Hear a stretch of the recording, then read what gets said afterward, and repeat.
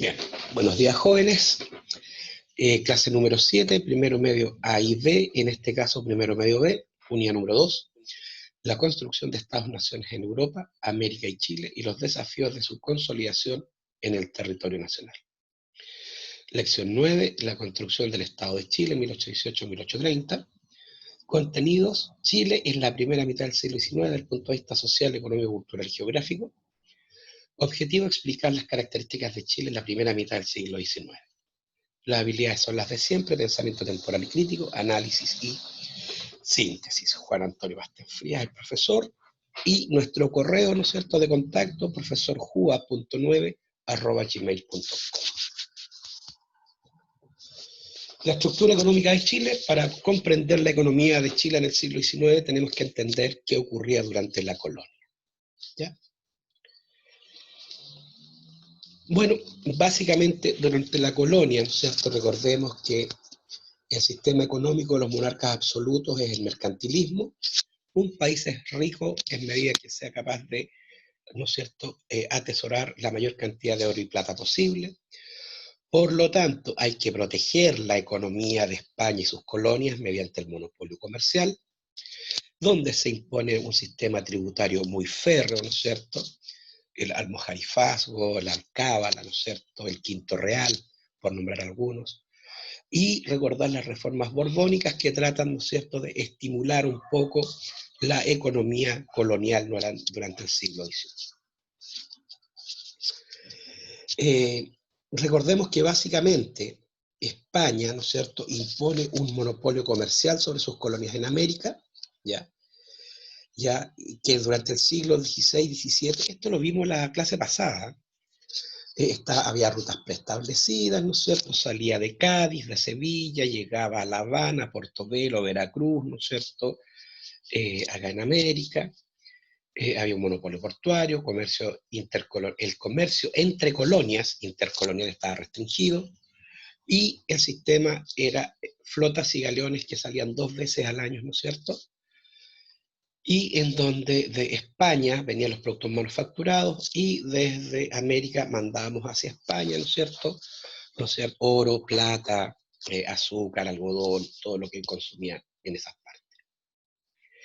En el siglo XVIII los reyes Borbones establecen rutas libres, se abren nuevos puertos al comercio, se amplía el comercio intercolonial y se establecen los llamados navíos de registro. Quiere decir, ya no eran 2 flotas que salían 2 veces al año, sino que el barco que quería venir acá a América lo podía hacer con el solo requisito de registrarse en la aduana, que en ese tiempo, recuerden, se llamaba Casa de Contratación. En el Chile colonial, el único mercado que tenía nuestro país era el Virreinato del Perú. Allá vendíamos trigo, cuero, cebo, charqui, mantas y mulas, y comprábamos hierro, muebles, armas, telas finas, azúcar y cacao, tabaco, entre otras cosas, ¿ya? Recuerden que éramos una colonia pobre, lejana, con la constante guerra de Arauco, ¿ya? En realidad, para el rey de España éramos más una pérdida que una ganancia. Durante el siglo XVI, recuerden que Almagro llega a Chile en 1536 y Valdivia comienza la conquista en 1541. El siglo XVI, pues 1540, 1598, desastre de Curalaba, que pone fin al periodo de la conquista y al inicio de la colonia. Desde el punto de vista económico, solamente se explotaban laderos de oro en la zona centro-sur del país. Se utilizaba la mano de obra indígena bajo el sistema de la encomienda, y las actividades agropecuarias, o sea, de la agricultura y la ganadería, era para el consumo interno. ¿Se acuerdan que la encomienda era el premio que le daba el rey de España a los conquistadores españoles por los servicios prestados? Una gran extensión de tierra, y los indios que allí estaban le debían tributo a este español. Ya lo vamos a ver más adelante. Durante el siglo XVII ya se agotan los recursos auríferos, o sea, de oro, y la producción se deriva al ganado, donde se extrae el sebo y el cuero. La grasa de los animales servía para hacer velas, para la explotación para la exportación a Potosí y Lima. Potosí es un cerro gigante que está en lo que actualmente es Bolivia y básicamente era un cerro de plata, ¿ya? Y desde ahí los españoles extrajeron miles y miles y miles de toneladas de plata que ayudaron a financiar las guerras de España y a consolidar el capitalismo en Europa, ¿ya?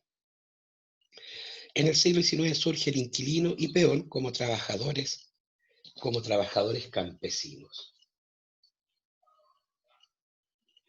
Lo vamos a ver más adelante también. Y en el siglo XVIII se utiliza mano de obra mestiza en el campo, como los inquilinos y los peones, porque los indígenas, ¿no es cierto?, se han extinguido por las enfermedades, por el maltrato, o porque se han ido al sur del río Biobío, ¿ya?, y a vivir con los mapuches, los que nos entregaron, ¿no es cierto?, durante todo el periodo colonial y la república. En el siglo XVIII se exporta trigo a Perú y se consolida la hacienda como unidad productiva. Y también en el siglo XVIII se abolió la encomienda, es decir, el servicio personal de los indios al dueño de las tierras. Evolución económica. Durante los siglos XVI y XVII estaba el español, el encomendero, que debía dar protección al indígena, evangelizar al indígena, vestir y alimentar al indígena.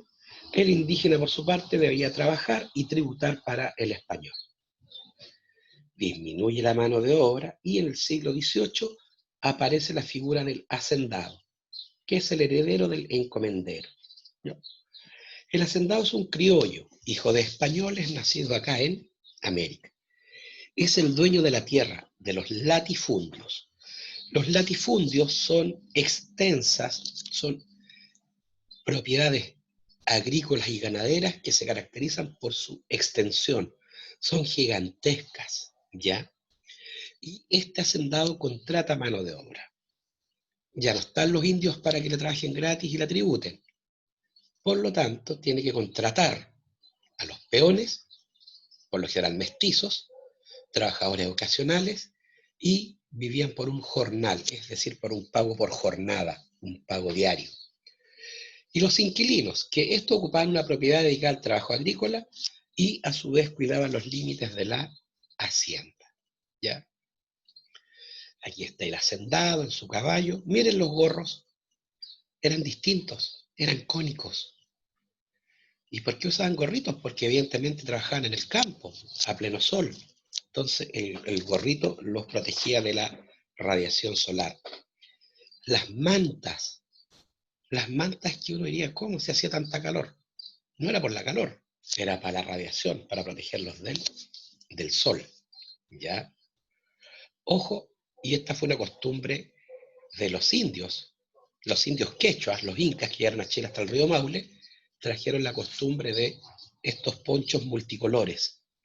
Y estos los mestizos los tomaron y hasta el día de hoy el guaso chileno, esa manta colorida, es de origen quechua, es de origen peruano, por si no lo sabían.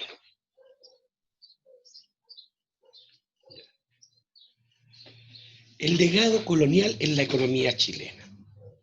Durante la colonia se aplica el modelo mercantilista hasta mediados del siglo XIX, ¿ya?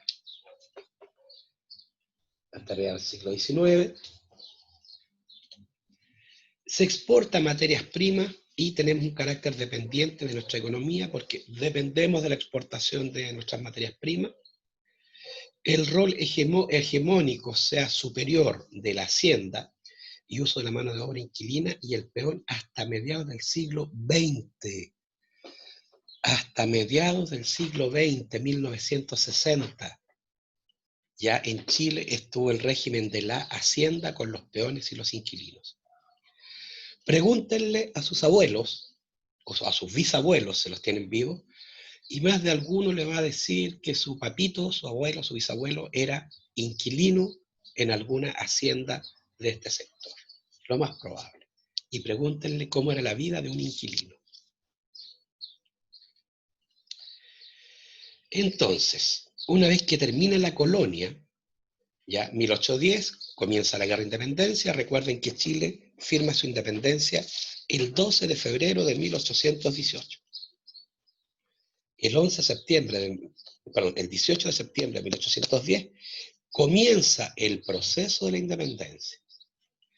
Así como lo más probable que por COVID no tengamos 18 este año, tendremos que celebrar en febrero, pues chicos, ¿ya? Que es la verdadera fecha de la independencia nacional. 12 de febrero de 1818, ahí al lado de la playa, comiendo empanadas y bailando cuecas. Tiqui, tiqui, tiqui. ¿Ya? Entonces tenemos un primer ciclo en el siglo XIX, que es de 1810 a 1830, y el otro que es el auge agrominero de 1830 a 1880. ¿Ya? La economía capitalista, la nuestra, tiene periodos de depresión y periodos de auge o crecimiento, y periodos de recesión. ¿Ya? O sea, tiempos de escasez y tiempos de abundancia. Como dice la Biblia, tiempo de vacas flacas, tiempos de vacas gorditas. Hasta aquí, chicos. ¿Alguna preguntación? ¿Alguna duda? ¿Alguna consulta? ¿Algo que no les haya quedado claro? ¿Quedado claro? ¿Alguna duda? ¿Alguna duda existencial de tipo amoroso? ¿No nada? ¿Por qué la independencia se celebra el 18 de septiembre? Creo que ya me lo habían explicado, pero siempre se me olvida. Disculpe, mi amor. ¿Que por ¿Por qué? qué el 18 de septiembre no se celebra en febrero la independencia?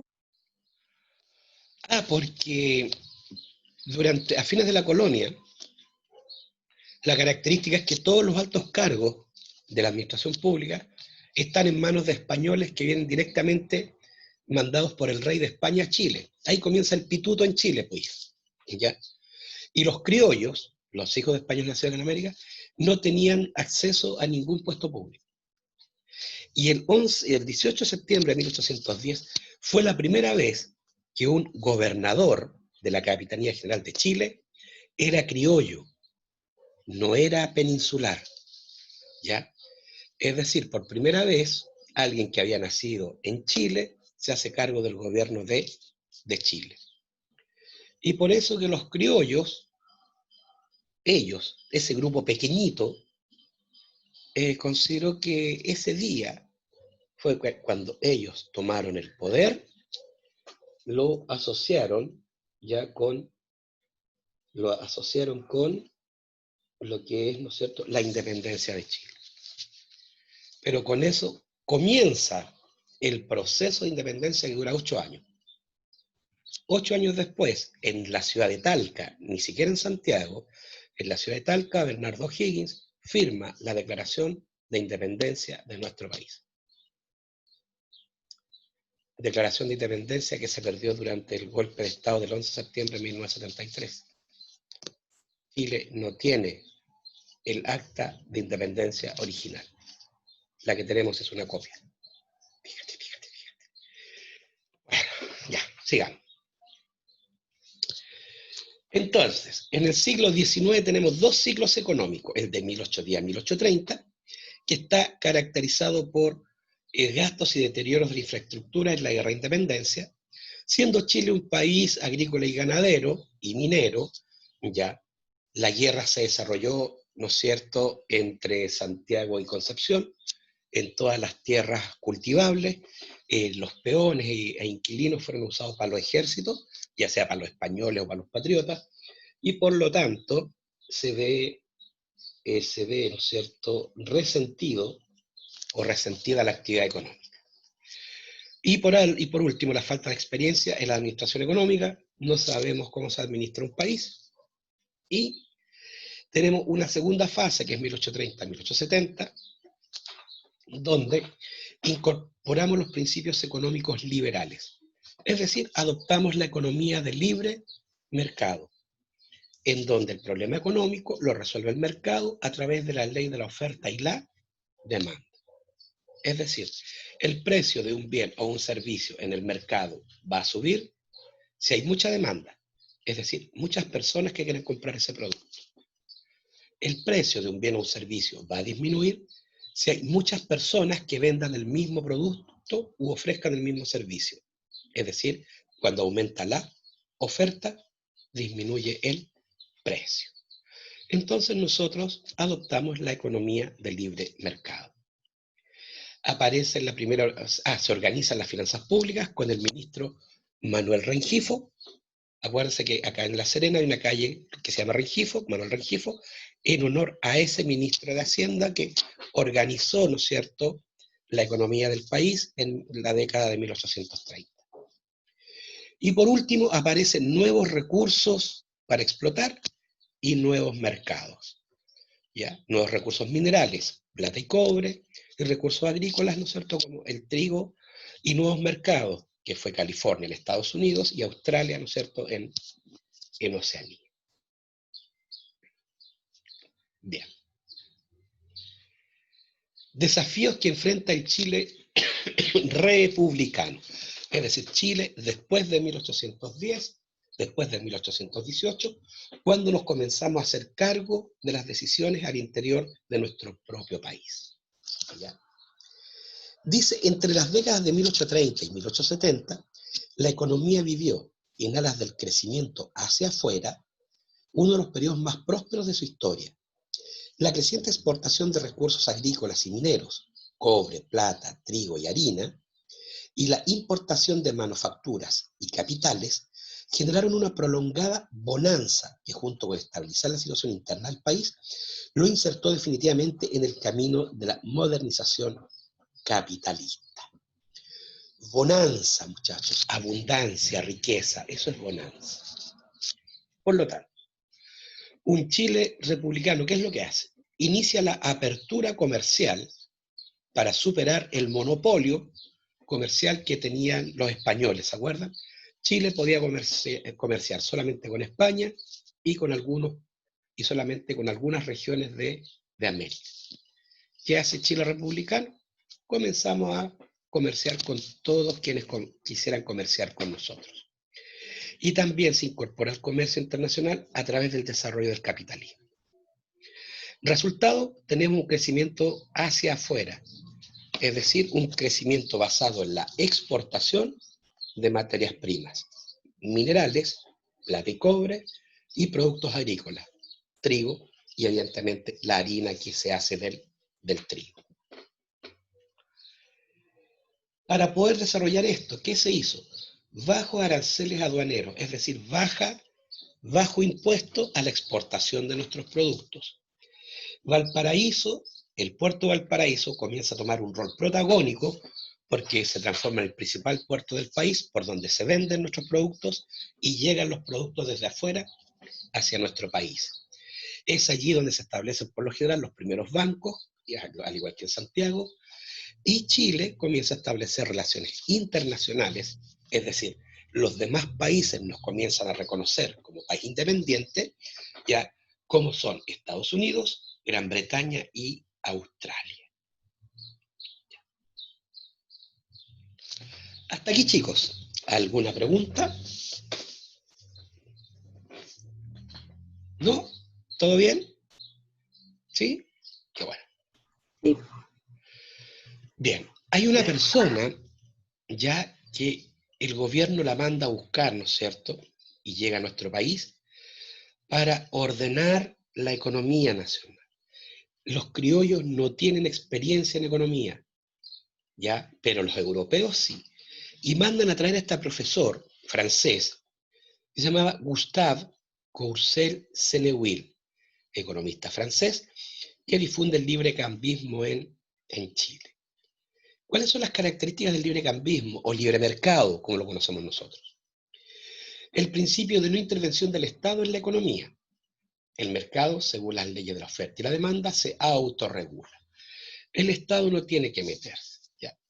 Y la gran consecuencia de esto va a ser lo que se va a llamar la cuestión social, es decir, la desprotección de todas las personas que trabajaban en el salitre, en el carbón, en las medianas industrias de la zona central. Lo vamos a ver más adelante. Defensa de la libertad de comercio a nivel internacional, ¿ya? O sea, todos los países deberían ser libres de comerciar con quien quisiera y el mercado iba a regular el cuento, ¿ya? Evidentemente, ¿qué es lo que va a comprar uno como país? Aquel producto que sea más económico, pero que sea de mayor calidad. Básicamente se supone que eso es lo que regula el mercado. La economía capitalista se basa, en nuestra economía capitalista, niños, se basa en la industria primaria, es decir, en la industria extractiva, minería, agricultura. Se reduce reducción de impuestos a empresas y rebaja de aranceles para favorecer el comercio. ¿Ya? Vamos a ingresar al señor Palape. Palape, ¿ya? Y en consecuencia, Chile se transforma en un país exportador de materias primas, cobre, plata, carbón y trigo. Se transforma en un país dependiente con respecto a los ciclos económicos internacionales. ¿Ya? Ya, si hay abundancia, nos van a comprar nuestros productos. Si hay escasez, no nos van a comprar. Y con todo lo que ello implica. Y la integración comercial con los principales mercados de la época, especialmente Inglaterra, parte de Europa y Estados Unidos. Es decir, Chile se comienza a insertar en la economía mundial a través de sus exportaciones. Primera mitad del siglo XIX. Comienzos del siglo XXI, 2020. ¿De qué vive nuestro país?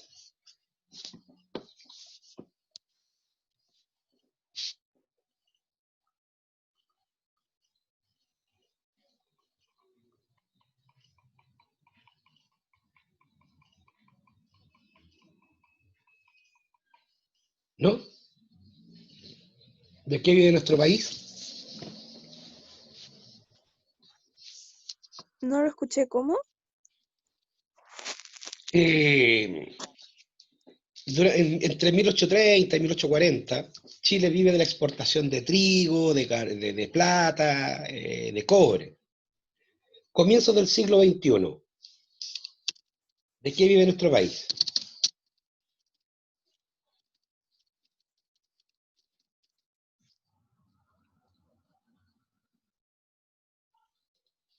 ¿No? ¿Nadie sabe?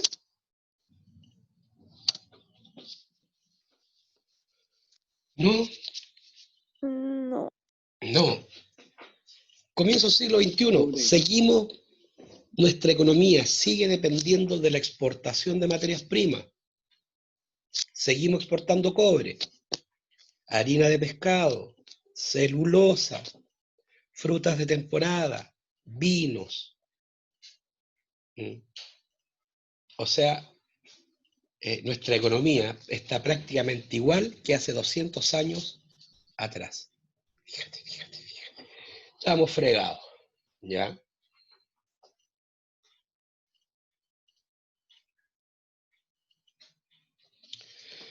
Bien, chicos. Entonces, durante esta etapa, tenemos la suerte de descubrir nuevos yacimientos mineros. Chañarcillo, ya, que se agota en 1858, Tamaya, que comienza desde 1850, cae en Ovalle, y el Lota, cerca de Concepción, ¿no es cierto?, el carbón desde 1840. En ese tiempo también es muy demandado nuestro trigo, ya desde 1848 en California, Estados Unidos, en la fiebre del oro, y la fiebre del oro en California a partir de 1852 nos comienzan a comprar trigo y harina en cantidades industriales. Por lo tanto, todos los hacendados de Chile, ¿no es cierto?, se reúnen para acordar los precios, ¿no es cierto?, y mejores condiciones de venta de sus productos. ¿Ya? Y se crea la Sociedad Nacional de Agricultura en 1838, sociedad que agrupa a los grandes terratenientes, ¿no es cierto?, y en la actualidad a los grandes empresarios agrícolas de nuestro país. Y también inauguran en la Quinta Normal, en 1848, un centro de experimentación agrícola para, ¿no es cierto?, estudiar la manera de hacer más eficiente el rendimiento de las cosechas. Y con el tiempo, ¿no es cierto?, ese sector se fue poblando y hoy es lo que se llama la comuna de Quinta Normal, porque en 1841 allí se instala, ¿no es cierto?, el primer centro de investigaciones agropecuarias en nuestro país. El desarrollo de la exportación, evidentemente, que estimula nuestro comercio exterior, es decir, comenzamos a vender nuestros productos al extranjero, en donde nuestro principal puerto es Valparaíso. Y entonces a Valparaíso llegan muchos extranjeros, ya que dirigen las casas comerciales para dirigir las exportaciones de plata, de cobre, de trigo, de harina, hacia sus respectivos países, y a Valparaíso entonces llegan muchos ingleses, muchos franceses, muchos alemanes, muchos norteamericanos.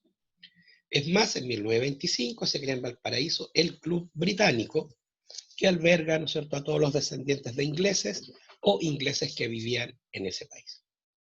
Es el tiempo donde también se da inicio, ¿no es cierto?, a nuestra primera compañía de transporte marítimo, ya la Pacific Steam Navigation Company, de el ingeniero norteamericano Guillermo Wheelwright. Este señor que establece entonces el primer transporte de barcos de vapor desde Valparaíso hacia el sur de nuestro país, hacia el norte y hacia el resto del mundo. Este señor, Guillermo Wheelwright. Ya. Esto hace, este crecimiento económico, producto de la minería, de la plata, cobre, carbón, la agricultura, básicamente la exportación de trigo para California y Australia, hace que se desarrolle la infraestructura. El primer ferrocarril de Sudamérica es entre Copiapó y Caldera para exportar el mineral de plata de Chañarcillo en 1851. Se construye el primer ferrocarril de Valparaíso a Santiago, el primer servicio de telégrafo eléctrico comercial entre Santiago y Valparaíso, evidentemente, y se empieza a generar un desarrollo financiero. En 1855 se crea la Caja de Crédito Hipotecario, que fomentó la actividad agropecuaria con préstamos a largo plazo. ¿Qué es un crédito hipotecario? Es un préstamo de dinero que se hace en contra ya de una prenda. Esa prenda, por lo general, es un terreno, es una habitación, es una vivienda. Si la persona no paga, ya la institución, en este caso la caja de crédito, se paga de la deuda con la propiedad de la persona. ¿Ya? Es como hasta el día de hoy, o cuando ustedes ya salgan de la U, se quieran casar y quieran comprarse una casita, el banco le va a ofrecer un crédito hipotecario. Dice, señor, yo le presto la platita para que se compre su casita. Eso sí, la casa es mía hasta que usted no me pague la última cuota. Es la misma idea. ¿Ya? Aparece la primera compañía de seguros, la Chilena Consolidada, de 1865, el primer banco particular en Chile, el Banco OSA, ¿ya? Este señor, ¿no es cierto? OSA es un empresario minero y es el que desarrolla la actividad salitrera en Chile. La actividad salitrera ya está siendo desarrollada por el Estado peruano, pero el chileno que emprende junto con Francisco Puelma, ¿ya? La explotación de salitre en la región de Antofagasta es don Francisco, Francisco Javier Osa, bueno, no me acuerdo el nombre, ya me voy a acordar. El otro era Francisco Puelma, su socio, y que comenzaron la actividad del salitre. El Banco de Valparaíso se crea en 1855, el Banco de Chile en 1859, por lo que se hace necesaria una ley de bancos que es de 1860 para regular, ¿no es cierto?, la actividad de los bancos en nuestro país. Entonces, ese es el desarrollo de Chile entre 1830 y 1870, y también, ¿no es cierto?, Diego Portales tenía una idea antes de que lo mataran, que era la de conocer Chile. ¿Y por qué había que conocer Chile, ese Diego Portales? Para poder construir una identidad, darle una identidad a nuestro país. Por lo tanto, se requería tener un conocimiento cuantitativo y cualitativo del país para generar políticas públicas acorde a sus características. De ello se comprende que la contratación de intelectuales y científicos extranjeros, algunos huyendo a sus países de origen por conflictos, y estos, ¿no es cierto?, van a generar el necesario conocimiento para a su vez generar nuestra identidad nacional. En Chile no hay intelectuales, y si lo hay son muy poquitos. El 90% de la población es analfabeta, el 90% de la población vive entre Copiapó y Concepción, el 90% vive en las haciendas, en el campo. Hay muy pocas ciudades, y las pocas ciudades que hay son muy pequeñitas, muy pequeñitas, 20.000, 30.000 habitantes más no tienen, ¿ya? La única clase relativamente educada son los criollos, los hacendados, los pequeños comerciantes. Para el tiempo que estamos hablando, los industriales del salitre, del carbón, los banqueros, ya, los grandes comerciantes de exportación que comienzan a hacer pequeñas fortunas. Es ese pequeño grupito de personas las que dirige el país, ¿ya? Y evidentemente son muy pocos los que viven ya de pensar a su país.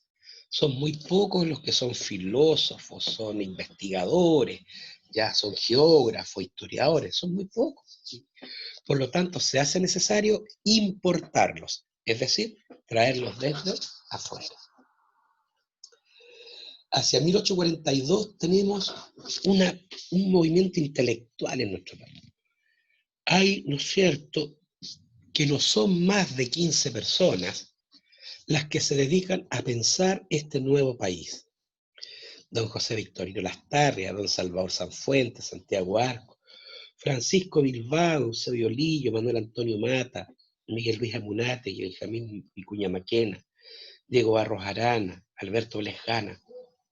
Son uno de los pocas personas que en nuestro país se dedican a pensar a nuestro país, cuáles son sus desafíos, cuáles son las medidas que hay que adoptar para crecer como país, para buscar la justicia, la libertad, los ideales de todo país, ¿no es cierto? ¿Y qué se hace para construir el bien común? Miren, no más de 15 personas, no más de 15 personas, muchachos. Ya, entonces tenemos ya que empezamos a importar ya pensadores intelectuales de otro país. Lo vimos en la clase pasada. Aquí está don Domingo Faustino Sarmiento, que hace, ¿no es cierto?, un gran aporte en educación, crea la escuela de profesores, ¿no es cierto?, crea un método de lectura gradual, es un intelectual. Don Andrés Bello, venezolano, ya impulsor de la creación de la primera universidad de nuestro país, la Universidad de Chile, fue su primer rector, creó el Código Civil, ¿ya? Don Alejandro Chicarelli, que fue el primero, ¿no es cierto?, en formar una academia de arte en nuestro país, sobre todo en la pintura. Aquí está nuestro economista, este viejito, ¿no es cierto?, el francés Jean-Gustave Courcelles-Senneville, ¿ya?, que fue, ¿no es cierto?, se le encargó comprar libros para la Biblioteca Nacional, fue profesor en el Instituto Nacional, consultor del Ministerio de Hacienda y profesor de Economía Política en la Universidad de Chile, ¿ya? Fue él quien instauró las ideas liberales, ¿no es cierto?, en nuestro país. Es decir, que el problema económico lo resuelve el mercado a través de la ley de la oferta y la demanda. Está este señor, ¿no es cierto?, francés, Claudio Gay, biólogo, historiador, geógrafo.